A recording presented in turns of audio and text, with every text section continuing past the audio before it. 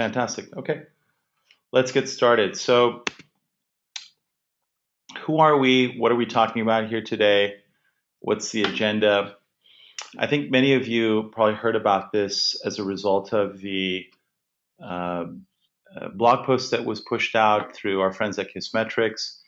And the agenda for today is basically we're going to do kind of a 45-minute presentation with a lot of QA and discussion, uh, uh, during the whole thing, and then we're going to have some extended discussion. And then for people that want to stick around a bit for longer, maybe have more specific questions or want to ask us about how we're doing certain things, we're happy to kind of reserve about another 30 minutes for that as well.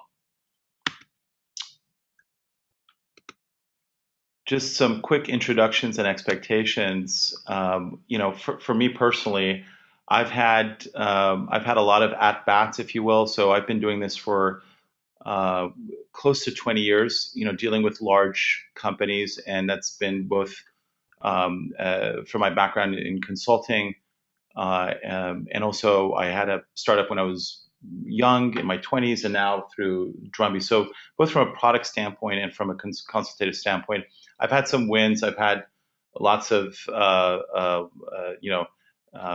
the opposite of not a win, but not calling it a loss, but basically just things that worked, things that didn't work. So a lot of what I'm going to share with you comes from that. A lot of it also comes from just frankly what I've learned from other people as well, and that includes other startups, other people that I respect in the industry, our customers, and just advisors and friends as well. So I don't claim to have all this information, just based on something that I've cultivated myself. I'm going to also make an assumption here that a lot of the folks who are on the call today are, they represent smaller companies. You're not necessarily a General Electric or an IBM. And if you are, then that's awesome too. But I'm going to tailor a lot of what I'm sharing today for companies that have the disadvantage of maybe being a bit smaller. And the question is, how do you sell to a very large company? So my perspective is that selling is really two parts science, one part art. The art is the hard part. The art is the part where your personality, your own voice, I think will be very important. The science part is the easy part because it can be taught. And so I'm going to focus a bit more on the science side of it and some of the techniques. So with that, let's get started. The first thing that I'm going to share is that you do need to know, and I'm going to just sort of give me 1 second. I want to minimize something here. I want to just push this over here. Okay. All right. Actually, didn't want to do that either. Hang on just 1 second. So you all should be able to see my screen, and I'm just going to forget presentation mode. I'm going to do it this way. Let's start out by actually understanding. Let's start out by just understanding the segment itself.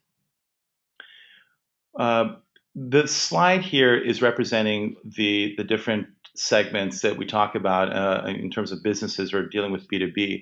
We have a segment called VSB, or very small business. The characteristics are typically, one or two people. It could be a lifestyle or home business, and there are millions of these registered throughout the United States. A notch above it is SMB. There's some process. QuickBooks and Excel pretty much rule the roost here, and these folks have lots of pain, lots of interesting opportunities here as well. Our focus for today is on what I'm calling the emerging enterprise, and really also the Fortune 5000. When you're dealing with the Fortune 5000, they have a formal procurement process, and we're going to get into that. They have lots of vendors and consultants, and they also have lots of money, and the money is allocated across many different departments. When you look at smaller companies, like in the 50 to 500 million in revenue, they'll have a lot of the complexity of the bigger companies, but they won't necessarily have all the people to help them with, all the different processes that they have internally. The owner and or the owners or founders of the company can still have a heavy presence in the company. So it's a lot of stuff is not as formulaic and process driven as the Fortune 5000, but again, from a strategy standpoint, a lot of the things that we do on the Fortune 5000 will apply to the emerging enterprise as well. So this is the stuff that we hear about all the time. And for those of you that have been selling into bigger companies, um, this is what I hear from them and or from you, and this is in fact something that I've said repeatedly myself. I felt that my goal as a salesperson was to get to a yes, and because of that, everything that I did was around not hearing a no. And what that did was it started off the relationship on the wrong foot. It started off my strategy in a place that really it shouldn't have been. For example, when you're highly inexperienced, someone can say something like, "Well, we're busy," or "Let's talk next week," or something like that. And in your head, you mark that as a yes, they're interested, and you're constantly trying to sort of beef up your record in Salesforce, and you think there's a great opportunity here. You also tend to have this feeling that what you're really there to do is to flip them or to convert them. And that's in fact not what selling to a large company is about. Your inner monologue, it can be very different. There are signs there that this is not going to be a good fit. But as you're driving back or after the presentation in your head, you're like, "Oh man, that's a winner. I think these guys are definitely interested," that sort of thing. And your enemy really is the clock for a variety of reasons, some of which have to do with even if there is something interesting that you have to sell, the fact that you've now introduced it to the customer means that a lot of other vendors, the incumbents, will know about it, and they will actively work against your interest there. So my basic premise is that the goal is to qualify out, not to qualify in. So when you're dealing with a large company and the nature of your business is that you're small, you're a startup, or you're innovative. You may not even be tiny, but you're trying to approach a company that ordinarily hasn't done work with you. Your focus should be to getting to a no as quickly as possible, and not just a no from the customer, but a no with your own internal qualification process. And let me be very specific. Enterprise sales for startups and younger companies is a matching function. It is not an exercise in persuasion. And so the moment you understand this, you will move away from the uglier aspects of sales and you'll get much more into the mechanical aspects of sales. What are the mechanical aspects of sales? It's about finding the company that is going to benefit from your product as quickly as possible. And so rather than map to the customer's criteria, you should map to your own internal criteria. So for example, if you have a solution that is targeted at the accounting department of a Fortune 5000 company, you need to quickly get to the potential buyers, and we're going to cover who they may be. And you will say, for example, my target customer today is using SAP, and I have a better solution because it moves SAP-like functionality into the cloud. And at a minimum, they have to have 100 people in their accounting department, as an example. If you stick to your guns, the moment they say that they have 20 people or 50 people, you simply say, "No, thank you," and you move on. If you stick to your guns, the moment they say, "I don't even have SAP," or "We're considering doing something like that," you say, "Thank you so much, we're moving on." And it's that focus on a matching function rather than persuasion that's critically important at the very, very beginning of the sales process. Let's talk about the lingo. In these larger companies, they talk about procurement or sourcing. And it's basically purchasing, but with a process and guidelines. What are those guidelines? Those guidelines could be, and for most Fortune 5000 companies, they will include some level of buying that has to happen from, for example, minority based businesses. some level of buying that must happen from businesses that are owned and operated by veterans, some level of buying that happens from like women-owned businesses or businesses that are registered as small businesses. You need to understand what the guidelines for your target companies are so that you can actually help them help themselves in many cases. The traditional way that it works is there will be a request for information. So the company will, they're interested in replacing their accounting system. They will issue an RFI and they will send it out to, between 5 to 20 different companies. And it's typically a Word document. It could be anywhere from 5 to 30 pages long. And it basically wants to know how big are you, how many customers do you have, at a high level, what industries are you in, etc. And you fill out that information, you send it back to them. This process can take, anywhere from 1 to 3 months, typically.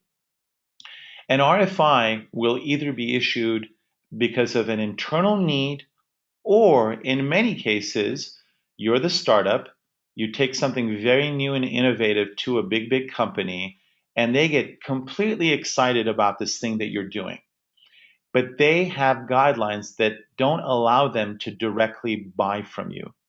The fact that you brought something shiny and new to them, you highlighted a brand new need, that will then trigger a process that forces them to actually go out and see, well, who else can do this? Because they have to make sure that they're getting the best deal. They have to make sure maybe that they're allocating their money to certain types of businesses, et cetera, et cetera, et cetera. So a lot of times there won't be an RFI, but inadvertently you will actually trigger the RFI process.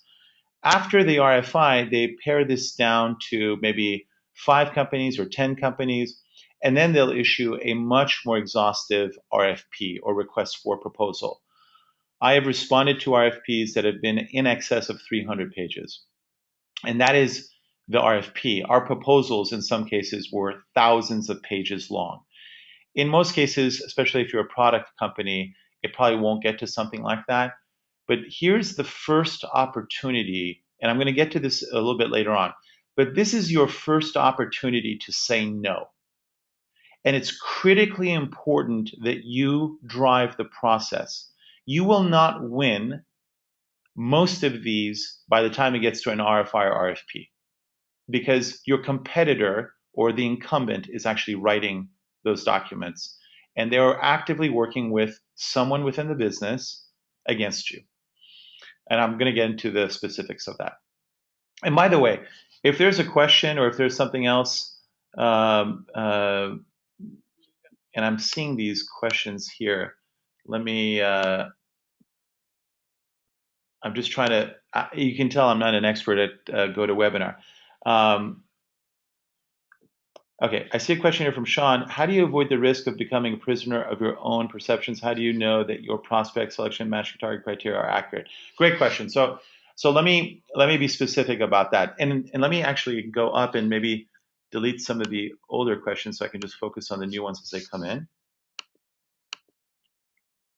Okay, so specifically, I don't. The way that I know to do this is through asking. And I'm actually going to get into that in another slide. So Sean, if it's okay with you, hang on to that just in a minute. And if I don't answer the question, let's bring it up again. But I think I'm going to address that question in a couple of slides.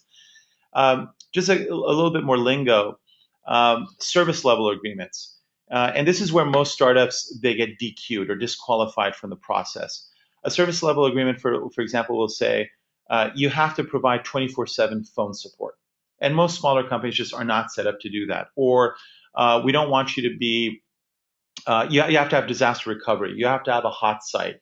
We don't want you to be in a public cloud. You need to be in a private data center.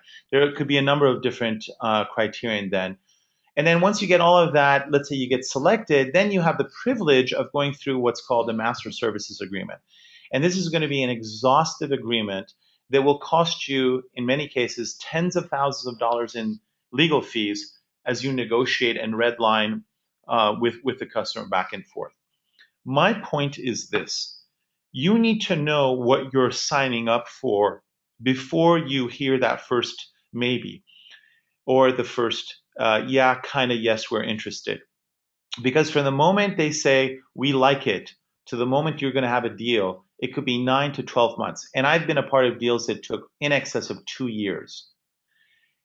Make sure you know what you're signing up for, because the cost is more than just the money, it's the time.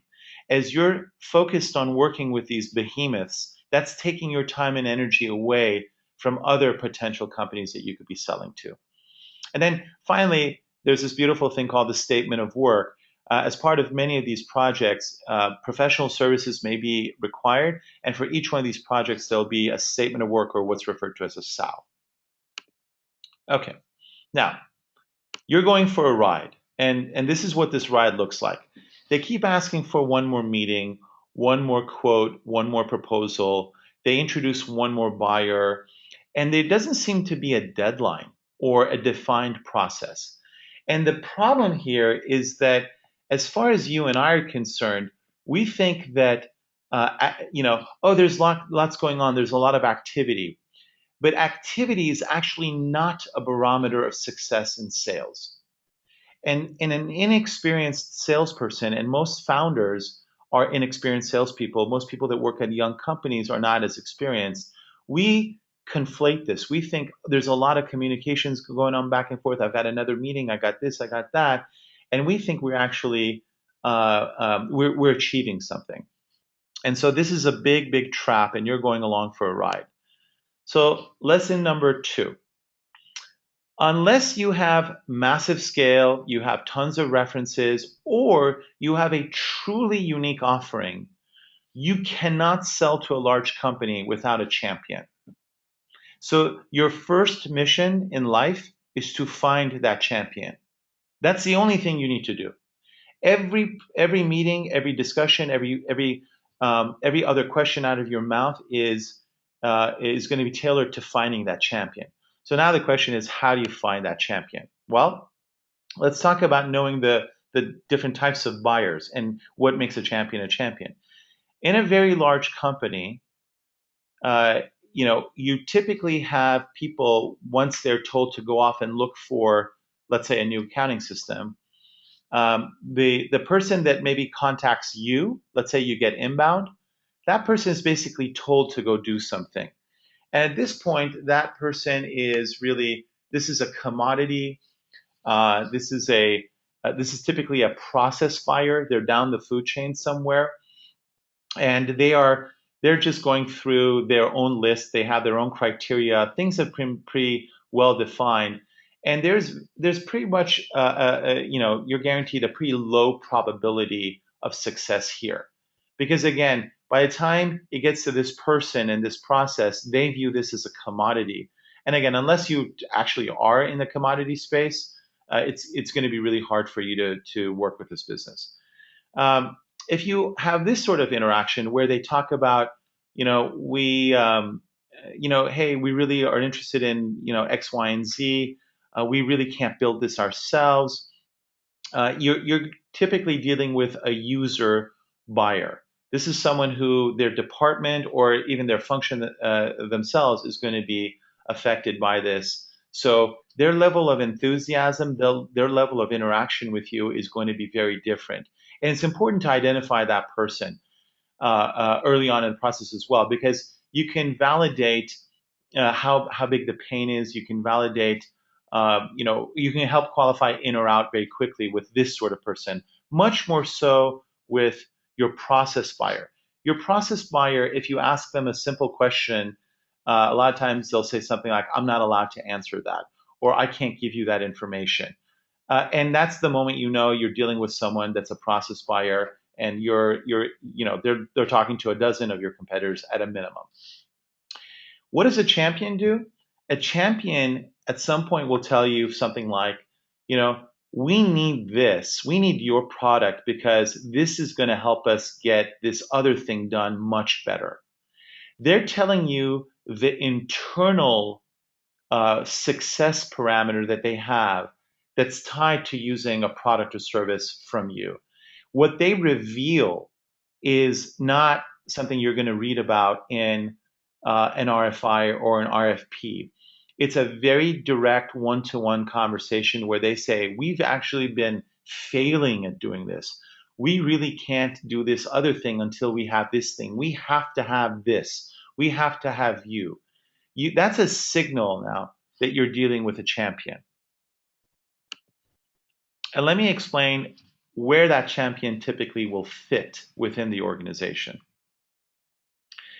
In a traditional large company, you have different functions, like marketing, maybe manufacturing, sales, customer service, etc.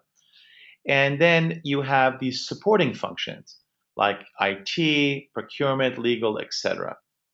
Let's look at what sort of interaction you're going to have. When you're dealing with champions or the economic buyer, the buyer that will actually be signing off in terms of the budget, or the people that will be using your solution, they're actually coming typically from the department. And these people typically, they're rewarded for taking some risks because they need to make their whole function better. They need to sell more widgets. They need to manufacture at a lower cost. They need quality improvement in their customer service. They need to improve their marketing scores, as an example. So they're willing to do new things. By the time something gets to these departments here, there's actually very little upside for taking risk or thinking outside of the box. Said differently, the supporting functions in businesses are typically cost centers. So there's really very little upside for taking risk. And that's why you typically don't see leadership in large organizations that come out of these departments. There are very few CEOs of large companies that used to head up the IT department. There are very few CEOs or COOs of large companies that came from procurement or legal or HR or any of the other supporting functions. So by the time you're dealing with an RFI or RFP, typically there's a liaison or multiple liaisons from procurement, information systems, or legal, et cetera, that are going to be dealing with you.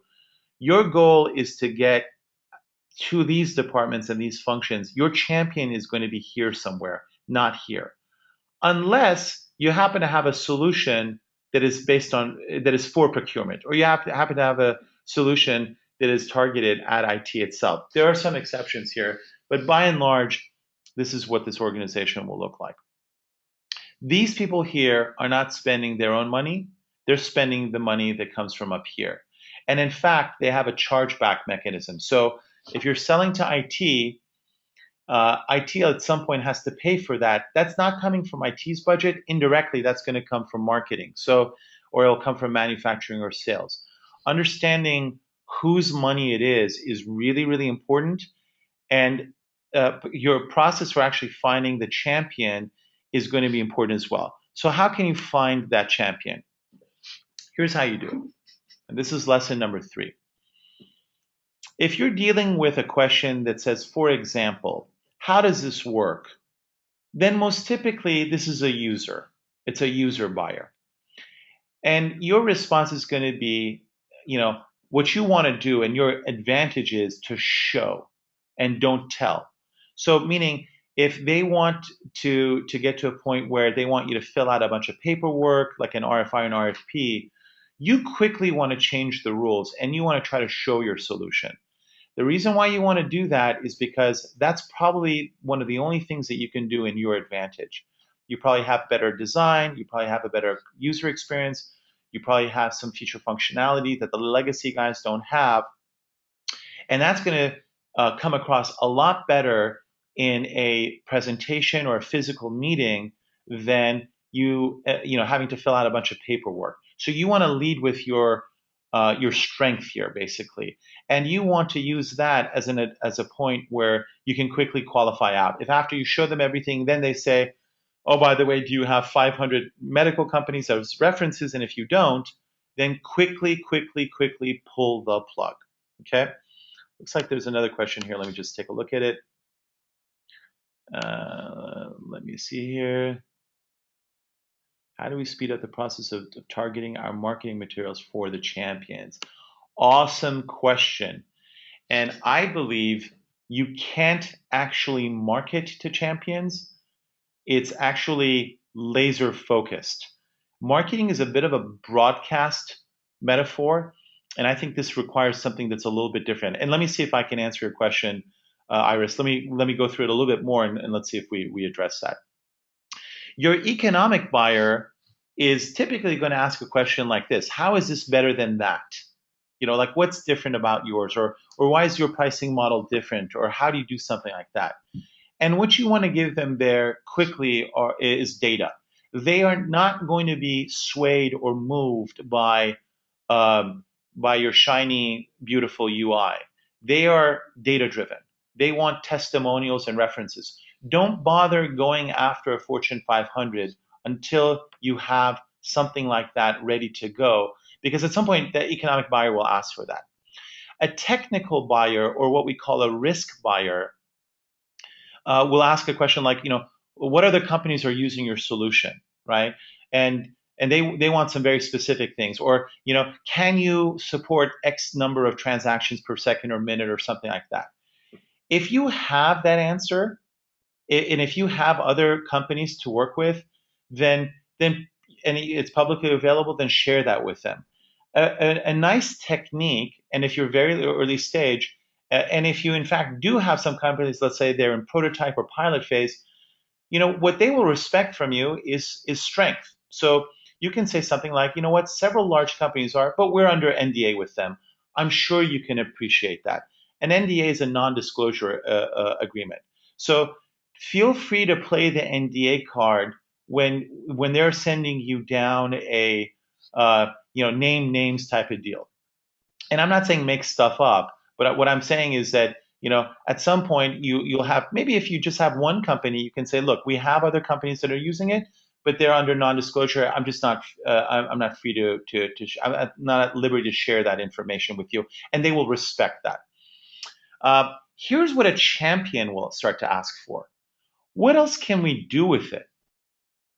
And your champion is already starting to think about what it's going to feel like, how it's going to be when they start working with you. They've moved on from will you be in, or how will you get in. They're now starting to think about something else. Your goal is to stay focused. What the mistake that I have made is I tend to get excited, and then I start to talk and I start to froth at the mouth and I tell them about all the shit in our product roadmap, and that is a mistake. So the answer to a champion is, we can do lots of things, but let's first start with this thing that you really wanted to do, which is what brought us here. And at some point, it'd be awesome to have you join our customer advisory board or something else, right? So I'll give you some other visibility, but you really want to keep them focused on the very specific area that created the conversation. Let me take a quick look at some of these questions, and then I'll get right back to this. What's the difference between asking for a testimonial indicating champion and asking for a reference which indicates technical? Oh, okay, great point. So if it comes out to, hey, at some point we'll need to talk to ba ba ba ba ba, that's a technical or risk buyer. If it's a champion, will say it like this, like, man, we suck at X, Y, and Z. And this is literally what our champion said. I don't want to actually talk in the abstract. I'll tell you how we sold a $500,000 project to a Fortune 100 company when we were 4 people in a garage. And I'm just going to flat out tell you what happened there. Our champion was a C-level executive at the company. And he said, we have repeatedly failed at trying to do this ourselves. We have spent this much money trying to do it. And what you don't realize is this: if you solve this problem for us, it's actually worth tens of millions of dollars. So when he asked for a reference, it wasn't, I need to speak to him or her. It was like, are there other awesome companies that are doing this that you've been able to help? So that it made him feel good to be working with us. He didn't actually need to speak to any of them. He didn't even want me to fill out a form or something like that. That's a very different type of conversation. So to Sean, to answer your question, I believe that you'll know it when it happens. And at some point you may have to do both, because again, at a big company, you'll get most of those things. But what I want to do early on is If I don't have another one, I'll say, listen, straight up, you know what? Um, we frankly have companies that are using it that are smaller than you. You're the first big ass insurance company that we're talking to. And it makes me nervous. And I'll tell you why it makes me nervous, because you get to work with IBM, you get to work with Accenture, you get to work with Oracle, SAP, blah, blah, Microsoft, blah, blah, blah, blah, blah. You know, we're small, but we're innovative as hell. Why don't you tell me how you can work with a company like me? I'm actually going to get to this in a couple of slides, but I fundamentally believe you have to change the game. And I'm actually going to speak to that very specifically. Let me just take another couple of questions. How do you get around the chicken and egg problem, not being able to approach these Fortune 500 companies because we don't have other Fortune 500 companies signed? Seems like no one wants to be the first company to sign up. This is especially problematic when your product is not geared. Uh, Perfect question. I think that was Al. I'm going to answer that question. And the way to answer that question is, um, so Al's question is, if other Fortune 500 companies want references, who's going to be the first? I'm sort of summarizing the question or paraphrasing it. And here's back to the matching function. If you look at any type of Pareto distribution, there are 5% of Fortune 500 executives that are classic early adopters. And I urge you to Google the term early adopter, and I'll actually send a link to a SlideShare, a workshop that we did at a business school here in Southern California a little while ago. Early adopters, there are very few of them. And this is why you can't broadcast to them. There's a different technique of finding them. Early adopters do not respond to the same buying criteria as fast followers or late adopters or laggards. And so your goal, in the way the chicken and egg is, you got to get your first early adopter. How do you find your first early adopter? It turns out early adopters actually congregate in very specific places. They're reading different materials. They're not attending the Gartner conference. They don't actually go to any of those things. By the time something is in a conference, that shit's a commodity. Okay? They're not reading the trade rags. They're doing different things. They're looking for things in different places. And so depending on your industry or the function that you're trying to sell to, you need to get laser focused on finding them. Where are they? They could be on Quora. They could be on Reddit. They could be on LinkedIn, but participating in a group. Uh, they could be in a meetup. They could be. They may have spoken, but it was publicized somewhere. And again, I don't know the specific answer to you, but for us, what happened was that we were. The way I knew we were dealing with an early adopter was they actually had an internal group that was actively looking for companies that they could invest in and or acquire. So if there's a corp dev function or a captive venture group within an organization, that's a good signal that there are probably some early adopters within the executive ranks of that organization, and that's the way that we ended up finding ours. Let me get to the next question real quick. How do we offer the champion? How do we provide a package that makes him a champion that walks and talks in our behalf? I don't think you offer them anything. A champion, your product, a champion will tell you what it is about your product that will solve their problem. You can't make that stuff up. I don't think you can have a ton of marketing polish. You're not IBM. Let's just admit that. You're not Microsoft. Let's just admit that. But the champion will see something in your product that you don't even see yourself, and he or she will help you package and message through it. But even more importantly, a champion will help you break the rules. And I'm actually going to cut to the chase and show you how that works. Um, are we looking for a self-actualized individual? Perhaps. I think so. I actually think the person that you're dealing with, they're not responding to money. They're not responding. They could be irrational at times. They will break the rules. I don't know in terms of Maslow's hierarchy of needs if that's exactly where they are, but I do believe in many cases that could be the case, Iris.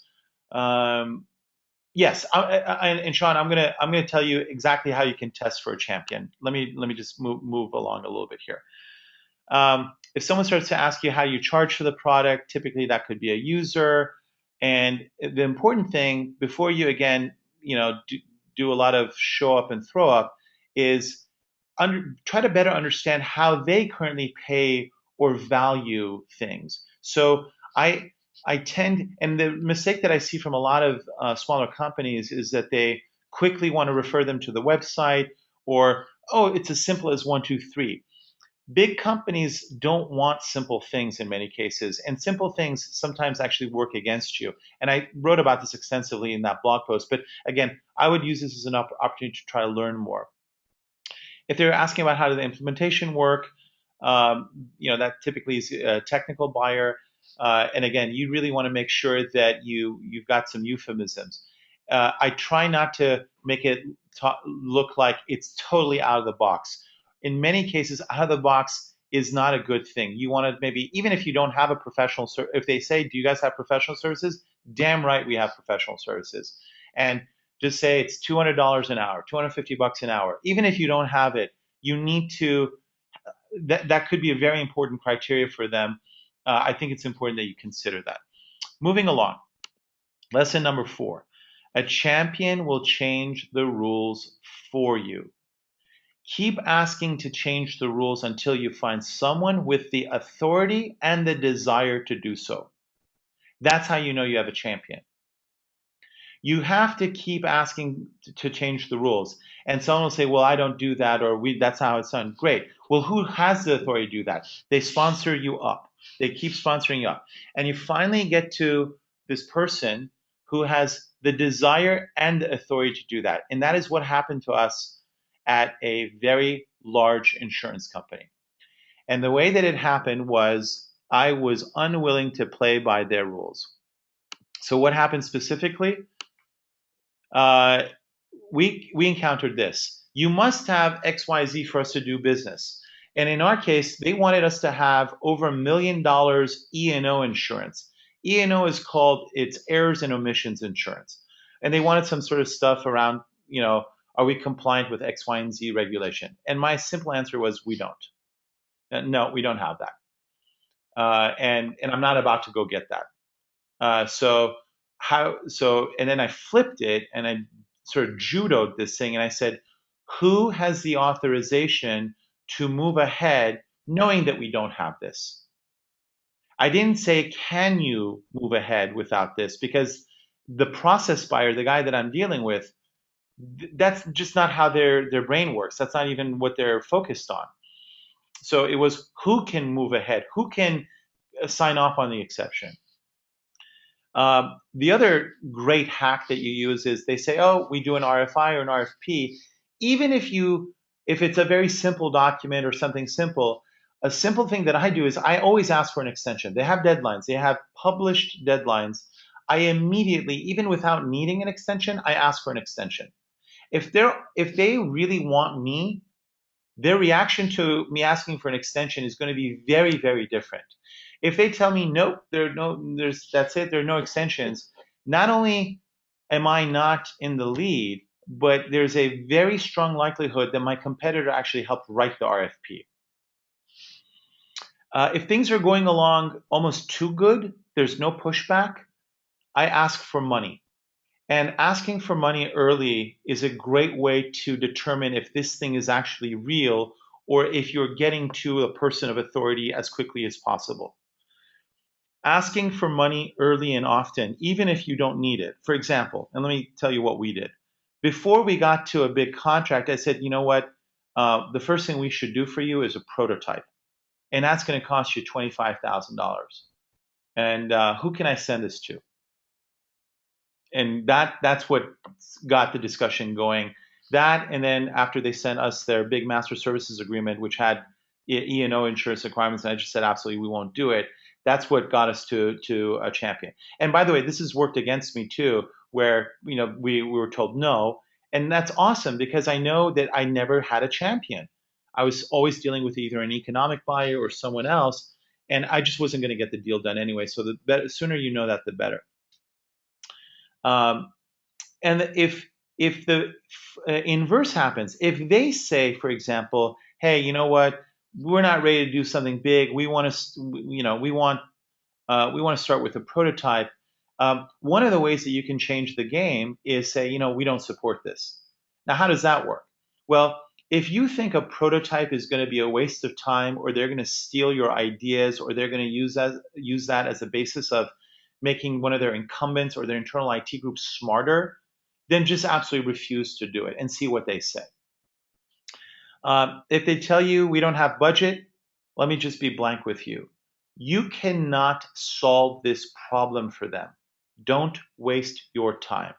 You either ask them who does, if you're talking to the wrong department, who does, find the money, or say goodbye and move on. Because I think too often what you're trying to do is trying to calculate ROI for them or produce these fancy numbers and say, oh no, you don't even need to worry about that. If you get to the point where they say, look, we don't have budget, it's not going to happen, that's cool. Is there another department that can pay for this? If not, great, we'll come back next year and move on. Lesson number 5: how do you deal with blockers? Actually, let me see. There's a question about E&O. For the E&O in particular, you can say you're the only folks asking for this. We will bundle it into the price if accepted. You certainly could. Let me, again, I think each company is going to be a little bit different. What worked for us, what worked for me very specifically was I said you're going to have to make an exception.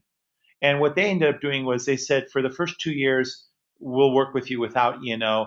By year 3 you're going to have to get E&O. So that's the agreement that we came into. You could bundle things into. It's not about the money, the E&O, and if you're doing a large enterprise deal, these things are so valuable that I don't think the money is as important, or I think paying for it is less of an issue. But I think it's important that you just test as quickly as possible. So how do you deal with it? If there's an incumbent, there's if you're a tech company, there's a couple of big incumbents. They're most likely going to force an RFI, RFP process, and in fact, they're helping write it. The best way to deal with that is you insert new criteria, and you basically change the rules. So if they say, for example, oh, it has to be on premise, you find a way to show how a cloud-based offering is not only good, but it's actually something that they must consider, or they have to have a hybrid option, as an example. So inserting new criteria into the process becomes a great technique there. If there's an internal IT group and you think that they're going to make it difficult, for example, they say things like, oh, this is too strategic, we don't want to deal with an outside firm, we got to be able to work on this ourselves, internally, etc. You can try to partner with them. Or for example, you can deliver it as a service to them. So it could look like it's their solution all along, but you're just working with them in the background, or even offer semi-exclusivity. If you're coming across do nothing, they're not responsive to your emails, they're not responsive to the process, you either have to create a compelling, time-sensitive call to action or move on. You cannot, again, it's not your job to make this a priority. You either show them a priority like, hey, listen, we're only going to work with 2 big-ass insurance companies. We're far along with you. If we work with this other one, we're not going to be able to work with you, right? So I need a yes or no this week or this month. And I totally get that you have 100 things going on, but I'm going to need an answer. And if another, somewhere during the process, another shiny new startup shows up, or they start to look at your competitors and those competitors start to look a lot like you you need to have this conversation with them, that says, look, one of us doesn't belong here. It's either me or it's this other company, and just help me understand if we don't belong here, peace. But if I understand or your requirements accurately, et cetera, then clearly these other guys don't belong there. Don't trash your competitors. Don't say anything negative about them. That information is going to be used against you at some point. I guarantee it. So just be respectful, be humble, and try to play the game a little bit differently. Lesson number 6, don't give your product away. Don't discount it. In fact, charge more. Charge for your time. Charge for professional services. Make it mandatory. and always give them a custom proposal.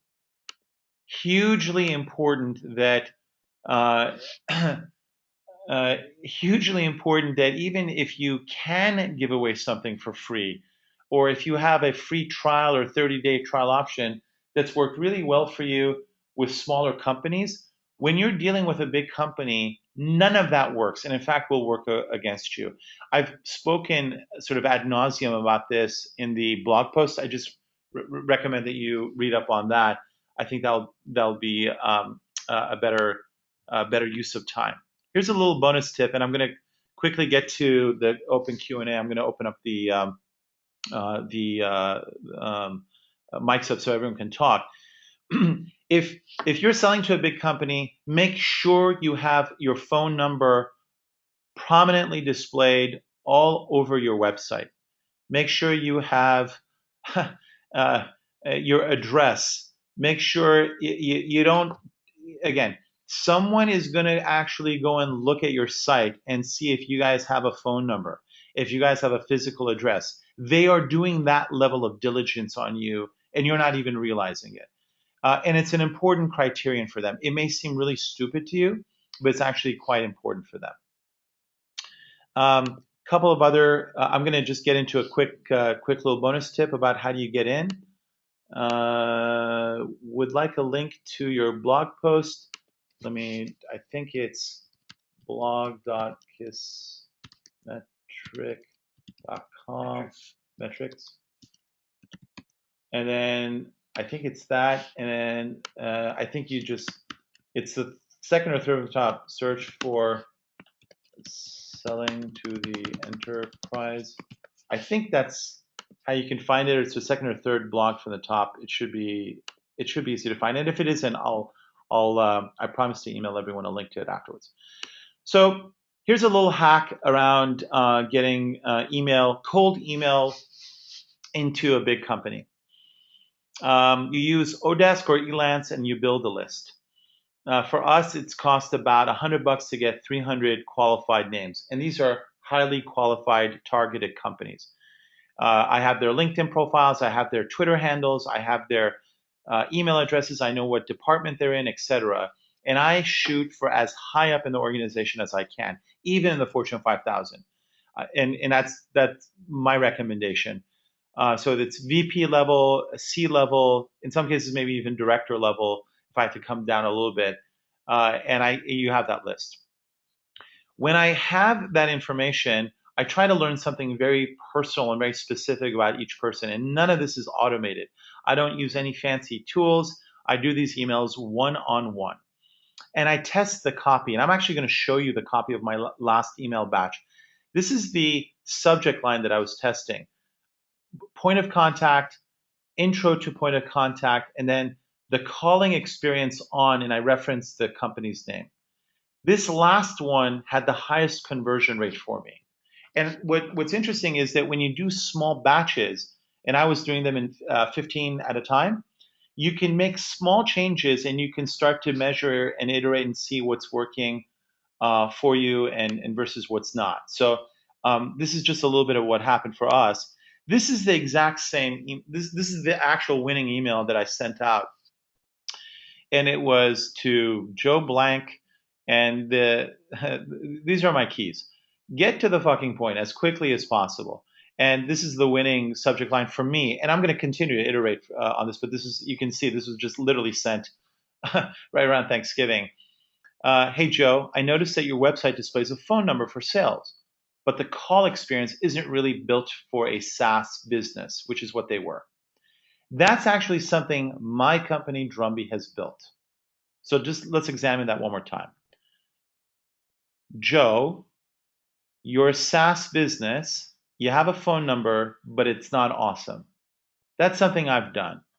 When you have a few minutes, I'd love to talk to you or the appropriate person about Drumbi and how it can work for you. And here's a clear call to action. Can we set something up for next week? I'm actually not really good at this. I think this next part here could become a lot better. I need to be a bit more aggressive. I'd like to talk to you tomorrow. I'd like to, I'd like to come and show you something tomorrow, whatever it is. There's something I think I can do better here, but this has been a little bit better. And here's the real hack. Remember I told you to look at their Twitter or LinkedIn profile? Here's what I did in the PS mark. I think you will get your wish for a Pacquiao versus Mayweather rematch. This particular guy, in his Twitter profile, he said he's dreaming of a rematch. He referenced this when he replied to me, and that's what started our conversation. For another guy, I said how much I loved a particular wine that he'd taken a picture of, and I happened to know that wine. It was Sea Smoke. He actually mentioned that when he replied to me. This is how Joe knows that this is not a bot automated email. We're having a one-to-one interaction, and I'm not doing spray and pray. I want to give some attribution. I'm not the smart guy who came up with all this stuff. I've just been sort of hacking it together from other smart people. These are the sources that I used. And a friend of mine, Patrick Vlaskovitz, was the one who turned me on to this. Definitely suggest you uh, check out both of these links here. And there are a number of other great resources, which I'm going to just show you in a second, too. Here's some other helpful resources. There's a great class on Udemy, Sell More Stuff, Startup Selling. Scott Sambucci does. Really, really good.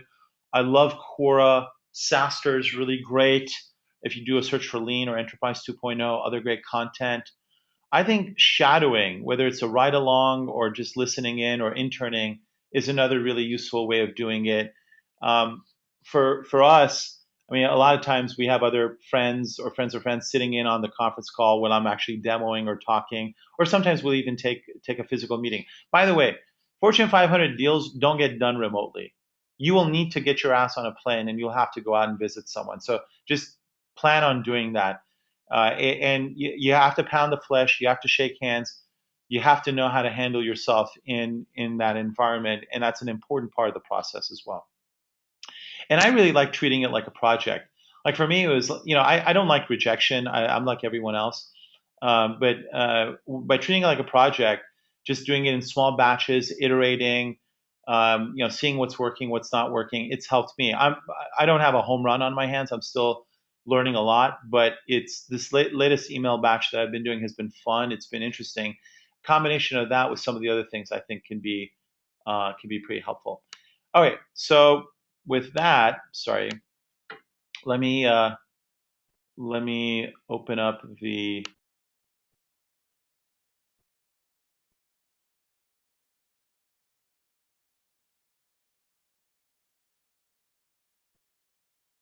Okay, can you guys hear me? Okay, let's see here, audio. Am I doing this right? Okay. How do I?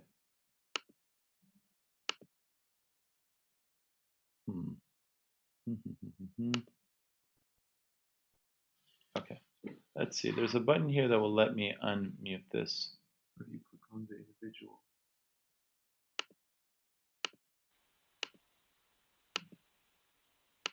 Okay, well, I'm going to just unmute you all individually here. All right. So, are there any questions? Can you put the links into the answer of the question so we can copy them more easily? Oh, sure. Let's do this so I don't want to screw up the audio. I think if you have a question, I should be able to see. If you have a question, just type it in and then I'll unmute you. I think that's going to be a better experience for everyone. Can you put the links into answers to make them easier to copy? I just did. I hope everyone just got what I sent out. And if there's a question, just let me know you have a question and I'll go ahead and unmute you.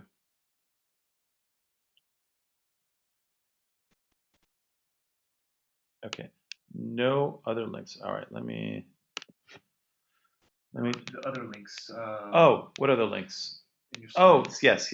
Sorry. Now I understand.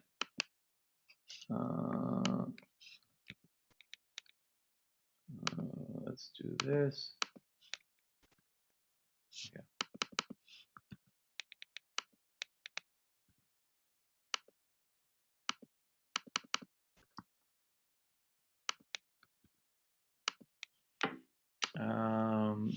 this one too. I think this is really good, actually.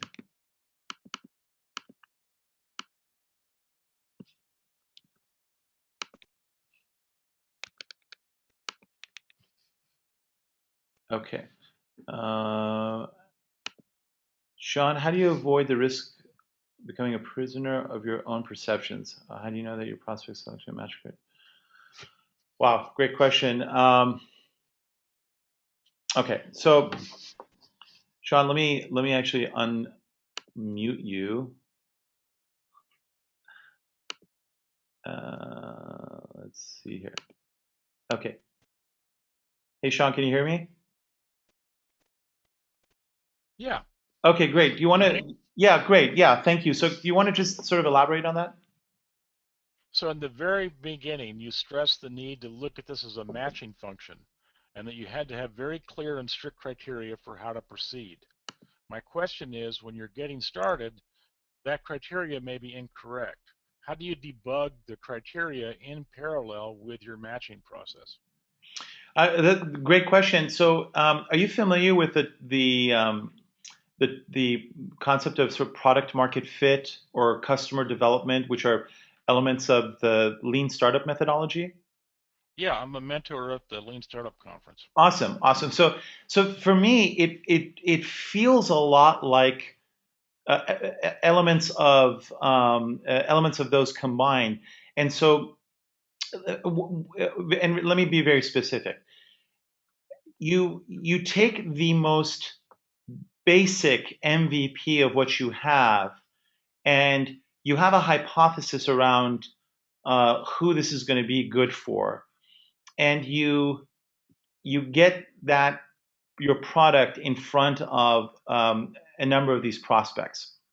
And as that's happening, you're getting feedback that is in two categories. The feedback could be, um, yes, this actually does solve that problem, but no, we don't want to buy from you. Or yes, we like you, but this doesn't actually solve a problem for us. If it's the latter, this doesn't solve a problem for us, then it's like, why doesn't it? What is it about it that doesn't? And that will tell you that your hypothesis around who this would be good for potentially could be challenged.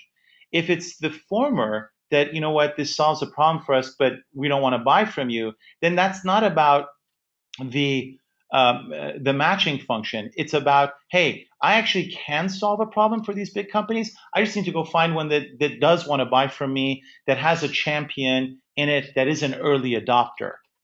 So I kind of bifurcate those two things so that I'm not conflating um, my product market fit assumptions with my sales methodology assumptions. Does that make sense? No. Okay, let me try it again. So if I'm hearing from people that you're, and this is repeatedly, right, if, or for across So different, there's, I guess there's an assumption built into your model that you've had some successes with the criteria. with the criteria around, Yeah, um, no, you had a matching function. It has to have 100 people in the accounting department, et cetera, et cetera, et right, right, cetera. right, that example, yeah, Okay. yeah, So in that example, I'm assuming then that you've had some successes with that model to get started. yeah, yeah. Now I understand. I'm sorry. Yes, if that's in fact how I do it, but if it turns out that when you're starting from scratch, right? I mean, when we were starting from scratch, that wasn't the way my criteria was. My criteria was, if the company has a branded mobile app and they have a call center, our product is going to be potentially valuable to them. As we started, and that's a big list, right? The more conversations we had, the more we learned. Then we start to introduce other criterion, right? So they have to have this sort of system. The call center has to be between this size and this size. And the goal is to actually make that tighter and tighter and tighter. And what I was doing was actually the inverse. I was trying to make it broader and broader, which turned out to be a mistake. Day one, you start off with a pretty basic assumption. Any business that has a call center, any business that has a branded mobile app, and it turns out there may be like 3,000 of them, would benefit from my product. and that ended up becoming a mistake.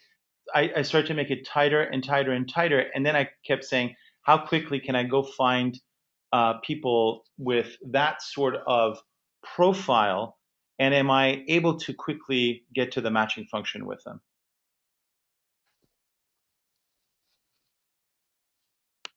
Okay, let me see here. There is. Could you send the PowerPoint audio recording of this webinar as well? Sure. Oh, we'll absolutely do that. Do you find champion based on matching to signal? Okay, that is from Tony. Hey Tony, you're unmuted. Could you elaborate a little bit on your question? Yeah, I think it's just a question of whether, in your experience, you've had more success, I guess, with targeting champions. Maybe you've got a list of Fortune 5,000 companies. You look for people associated with them who are blogging about or have some social media presence that would indicate a need in your particular product area, and then you go after them? Or do you concentrate on just raising your own company's profile and assume that the champions are going to find you that way? That's a great question. I would probably do the former, not the latter. The champion is looking to disrupt the status quo. The champion is looking to find you. I try to make it as easy as possible, or if I have outward signals that this person could be a champion, I just reach out to them directly. And I love LinkedIn for that purpose. My champions respond to my LinkedIn emails. That's how I got into. I mean, there are many very large companies that I directly, after some diligence, I just targeted the guy on LinkedIn, and the non-champions, the guys who like are not risk takers or just that's not their profile. Not only do they not respond, but you know, the sort of shit that they post on LinkedIn is just very different. You'll develop your own model, your own filter. So the champion for you could be very different, Tony, than the champion for me. But there are some uniform signals, and I think making it easy for them to find you, like you find them, is probably the better way of doing it. Because for startups, time is the enemy. Building your brand, your profile, all that stuff is going to take a long time. I think targeting is probably a much more efficient way of doing it. Okay, thanks. Sure. So, um, great. Were there any other great information? I hope you have lots of. Hey, thank you so much for that feedback, Iris. I appreciate that. Um, I can open it up to other questions, or we can wrap up. Let's see. Okay, I don't see any other questions. Again, my contact information is here. I'll just email everyone this deck along with a few other links, and just feel free to reach out to us if you need anything. It was a lot of fun. Thank you guys all for your time.